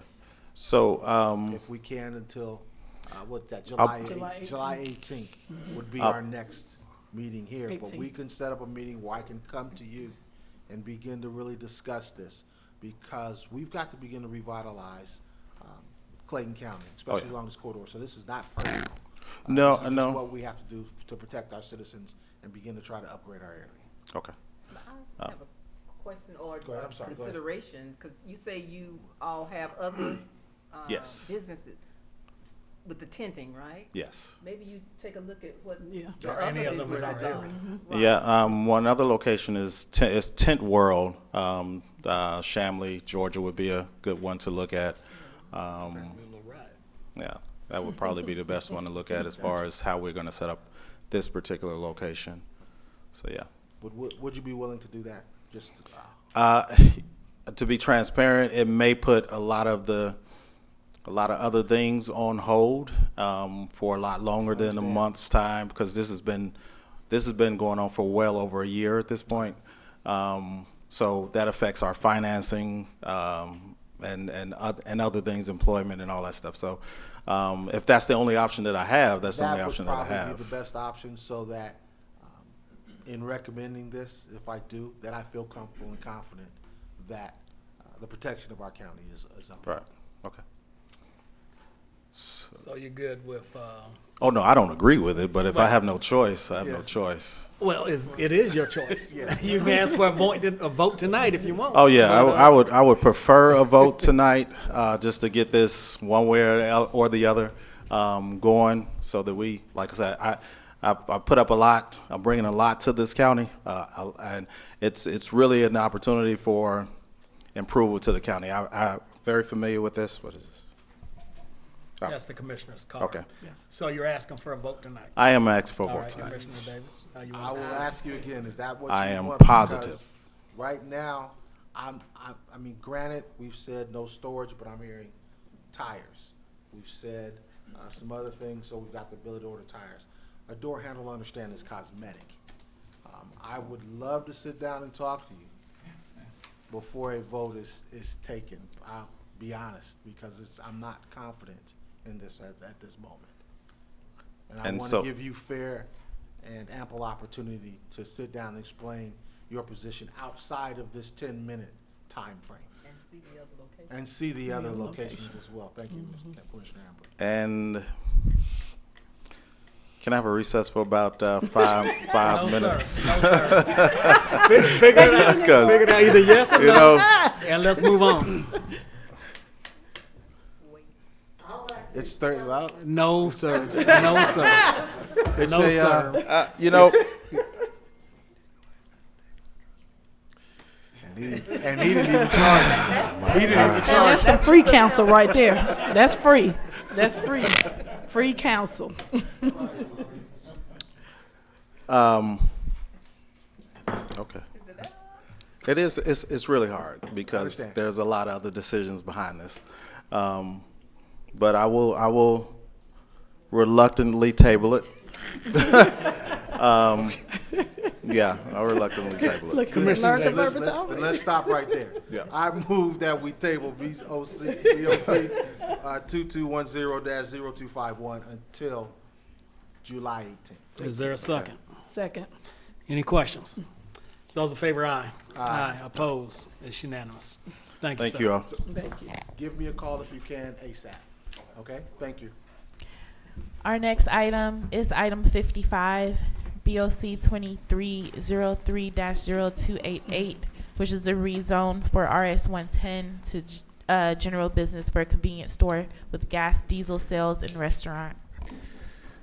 Good evening again. The applicant has requested that agenda items number 55 and 56 be tabled for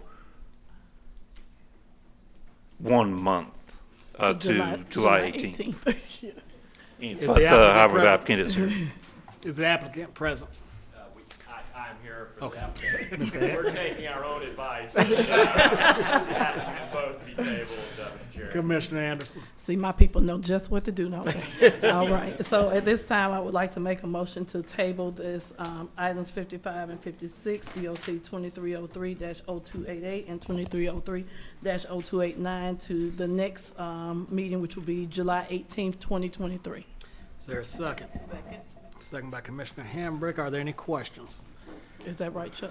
Those in favor, aye. Aye. Opposed? It's unanimous. Thank you.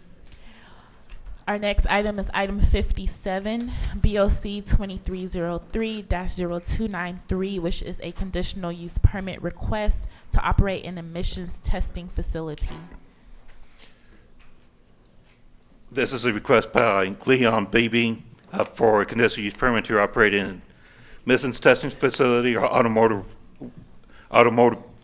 repair in the former car wash building at 7347 Davidson Parkway South, Stockbridge, Georgia 30281, which is in the GB General Business Zoning District and the East-West Highway 138 East Corridor Overlay District. Said property consisting of 1.01 acres is further known as parcel 12072D A004 and located between Highway 138 and Davidson Circle West. This is the zoning map. This is the future land use map, an area of the existing site, site plan, and photos of the existing building with signs for car wash. And staff and Zach's recommendation is approval with conditions. The first condition is replace existing car wash signs with emission testing, and second was install directional signs to lead traffic to entrance for the emission testing building. Is Is the applicant present?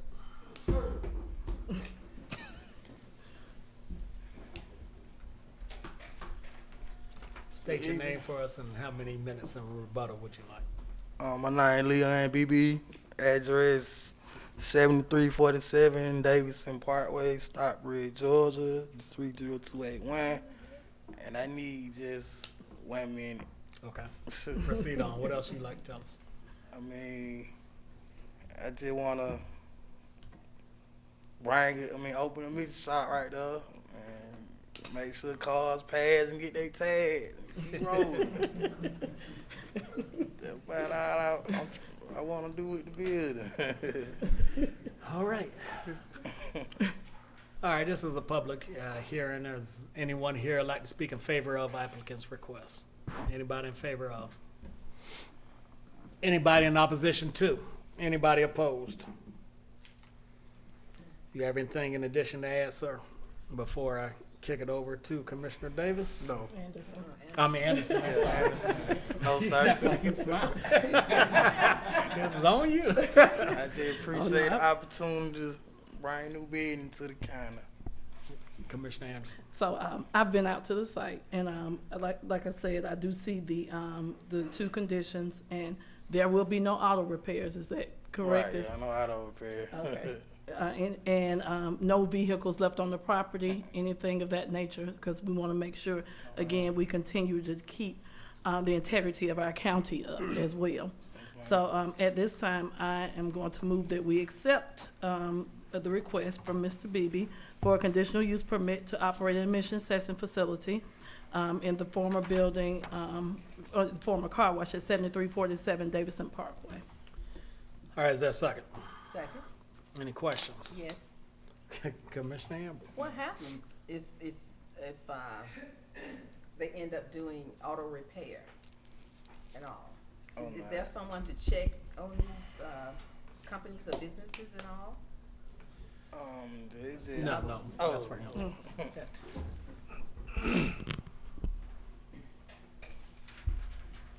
Commissioners, good evening.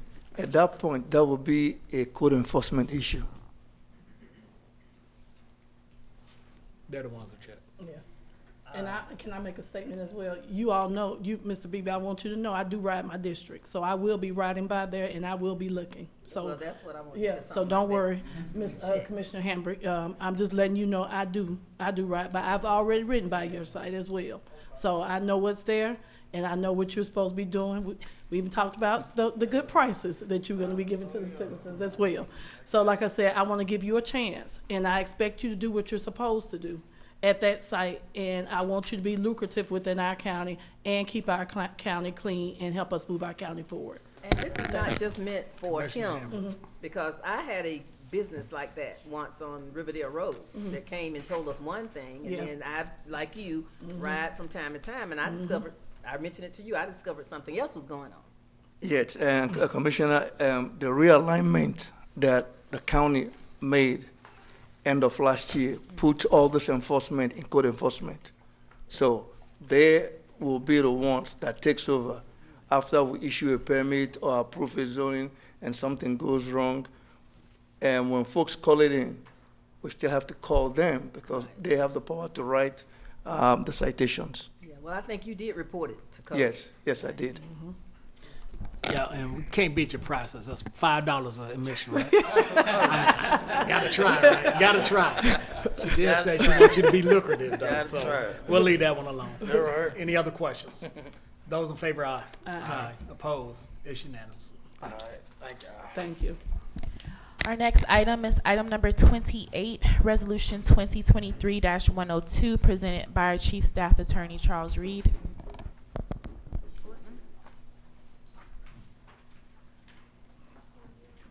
That's one we're doing after the, yeah. What's that, 20 and 29? Yes.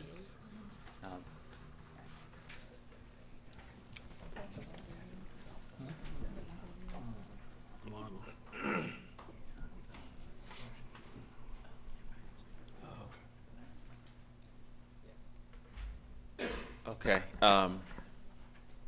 Good evening again. This is Resolution 2023-102, which is a resolution authorizing Clayton County to abandon approximately 0.725 acres of a closed portion of Conley Circle's right-of-way east of Gilbert Road, to authorize the chairman to execute any documents relating thereto, to otherwise perform all acts necessary to accomplish the intent of this resolution, to authorize the chief financial officer to amend the budget to reflect an appropriate revenue source and expense has been required to provide an effective date of this resolution for other purposes. And for sake of context, I have a copy of the area in question. As you can tell, or may be able to tell, right there where the mouse is that portion of the right-of-way that will be redeveloped if it's if the board so chooses. It'll be redeveloped as part of that whole Mountain View with the Gilbert Road construction.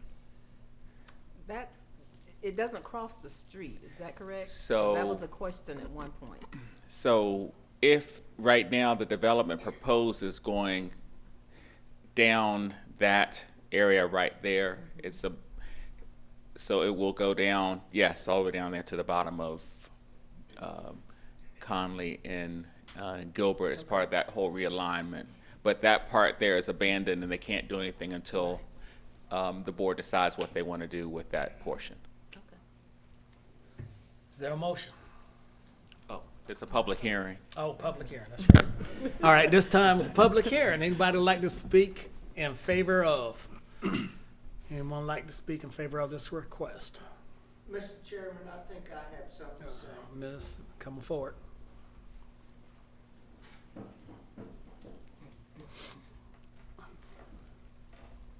And this is in favor of, right? We don't do general. Questionable, sir. Let me first introduce myself. Michael, Mickey Garber, unincorporated, Rex, Georgia.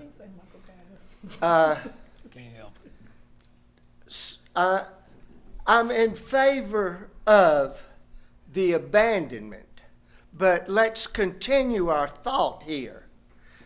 Who is going to own that property once it's abandoned? Now, to help understand my question here, it does the county no good to just leave this property out in thin air. You don't receive any taxes off of it because it's not measured on somebody else's property. You should deed this property instead of just abandoning it. Deed it to the next existing property owner. That way, that property can now be taxed and money coming in. Now, if that property owner doesn't want that property, which I can't imagine him getting a free gift here, only for paying taxes. This is what I'm trying to get you to consider, is getting revenue for something you are about to abandon. Thank you. Thank you. Anybody else in favor of? Anybody in opposition to? Anybody opposed? All right, at this time I ask for a motion to approve. So move. Is there a second? I second. Any questions? Those in favor, aye. Aye. Opposed? It's unanimous. Our next item is item number 29, Resolution 2023-106.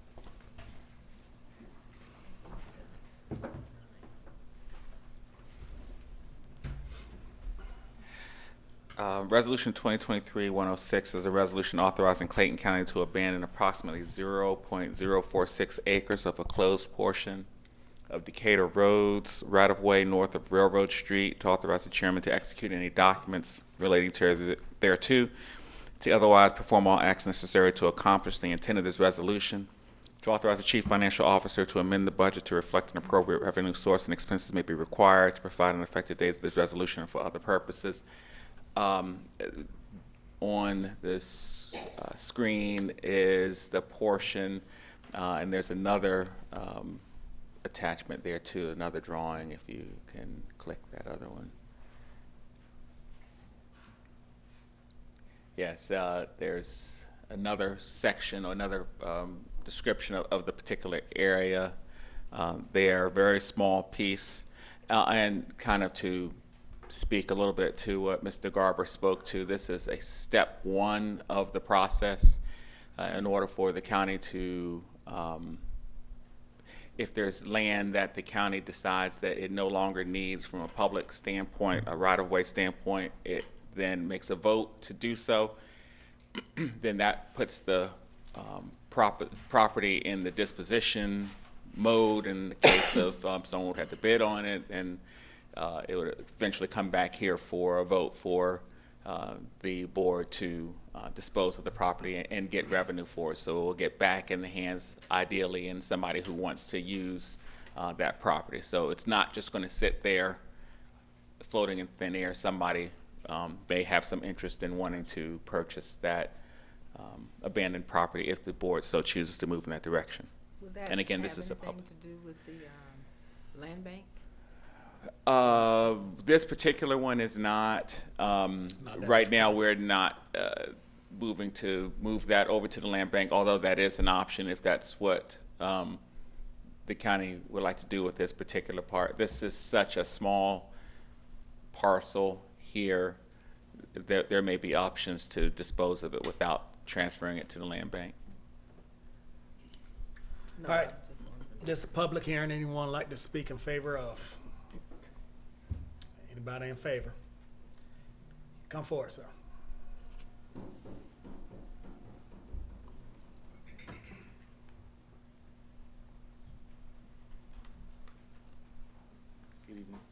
Good evening. My name is Hans Jules. I'm the owner of the property on 5262 Boulder Crest Road. Like the gentleman was mentioned, it's a very small piece of land, and what I would like to have done is acquire that piece of land to be added to my parcel.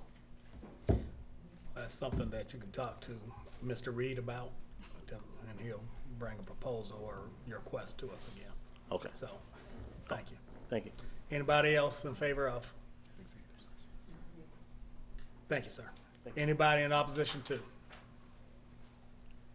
Anybody opposed? All right, is there a motion? I have a question. We'll Or do I take a need the motion on it first. Is there a motion? I'll make the motion. Is there a second? Second. Any questions? Question is, someone that wants to take ownership of that property, would that be an executive session discussion, or is there a way for legal to begin to sustain that? Well, there's entertain that motion? there's a few options in state law that allows the county has its own ordinance as well as about how it gets rid of abandoned right-of-way, as well as there's state law that also deals with that same process. Eventually, whichever way it's done, it's going to come back to this board for this board to approve. So if we abandon it, then you can go into negotiations with said parties to see about a purchase price. Right. We would make sure that it's disposed of in accordance with the state law and the ordinance, and then it will come back to this board eventually for approval. Great. Okay. Thank you. Any other questions? Those in favor, aye. Aye. Opposed? It's unanimous. The board will now hear public comments. Citizens will be given 2 minutes maximum time limit to speak before the board, with a total time of 20 minutes for comments. Comments must be limited to matters on the agenda or over matters which the governing body has jurisdiction. Speakers must maintain decorous demeanor and refrain from personal attacks upon board members, shouting, and using obscene language. Please state your name and county of residency for the record. Speak clearly into the microphone, and speakers should be courteous, respectful, and not make any disparaging remarks or use abusive language when addressing the board. Linda Jones.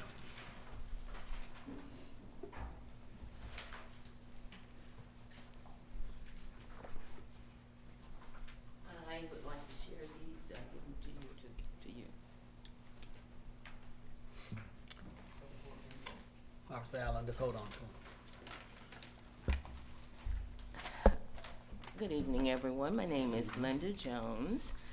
I live in Clayton, DeKalb, in the Grant Forest subdivision, and I guess most of you know I'm very concerned about the well-being of the residents in my community, so I do what I can to encourage positivity, not only from them, but from the board members as well. I will make a few points here.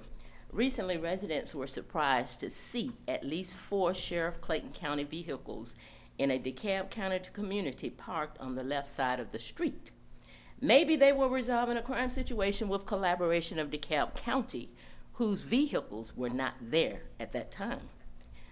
Next, we all have sometimes stressful days, but I do want to remind you that my hearing is great, pretty much as it was when I was 8, so yelling and harsh comments from any particular person does nothing to change the fact that we are human and we are equal.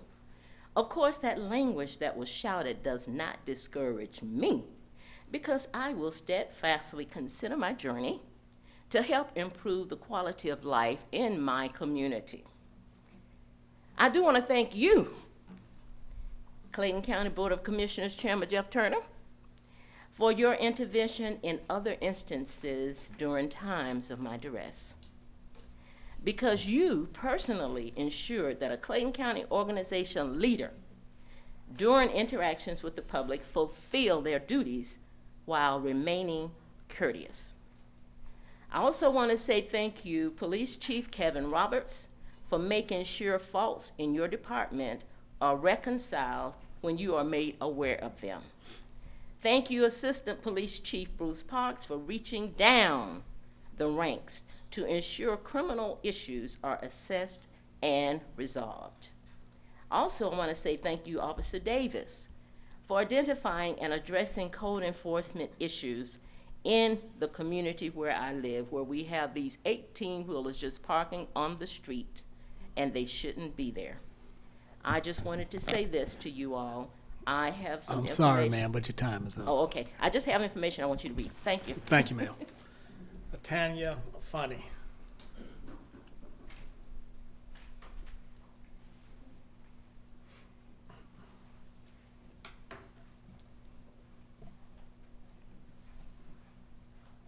Good evening, Board. Tanya Jean Funny, Clayton County. So I prepared a speech. It was going to be all warm and fuzzy. So I guess the one advantage to having public comment at the end is that we get to talk about some of the things that was discussed. So I'm really not sure if some of our leadership is tone deaf to some of the things that's going on in our community and our state, but the number of hospitals that have been closing due to lack of funding, I am just appalled of what I heard tonight. I have been here advocating for our hospital. I know that there are some things that need to be worked on, and I saw those changes starting to happen. Georgia is number 7 for maternal mortality deaths. And for our county, not even just our county, Southern Crescent region, this is all we have without having to get on 75 to go to another county for health care. So to hear the things that I heard tonight about our local hospital is appalling to me. I find that the governance of some of our board members is inconsistent.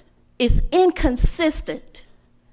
We all know, and I will say it publicly, that our sheriff department had dug itself in a hole over many, many years, not just the past 3 years. But when other people come up here and ask for money, it is thrown at them. They ask for a certain amount of money and get more. So for our community to have to struggle and fight and claw our way, not to mention it's extremely irresponsible when we have to go to the state to ask for additional funding, for something like the hospital, for them to look at our board and see that we are not even on the same page about funding for health care. And the majority of the people that are using our hospital are our residents. We need to work on that. We got to do better. Thank you, ma'am. Earl House. Earl House. Leon Beebe. I guess he's gone already. Mickey Garber. Mr. Chairman, I respectfully yield the floor to the next legitimate speaker. Thank you, sir. Charles Brooks.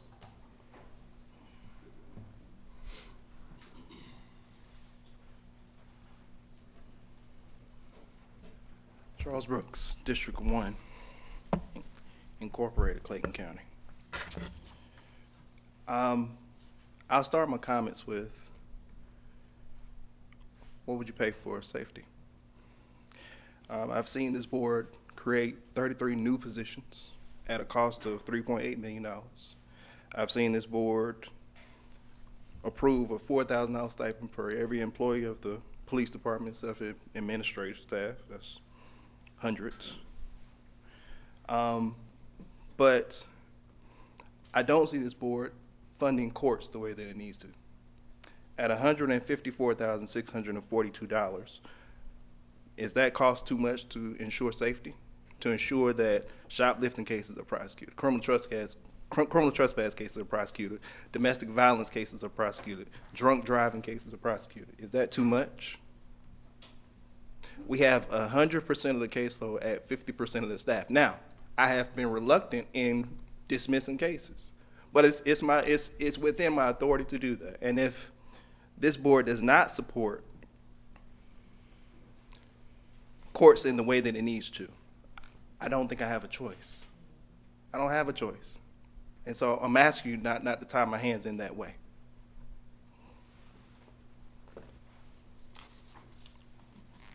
Sabria Ponder.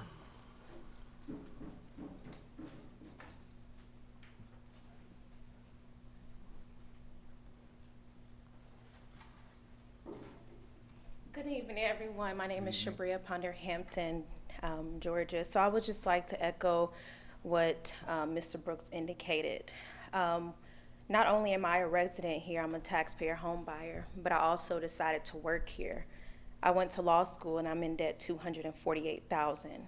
I didn't go to law school to be in debt just to get the bare minimum of a county that has a lot of traffic.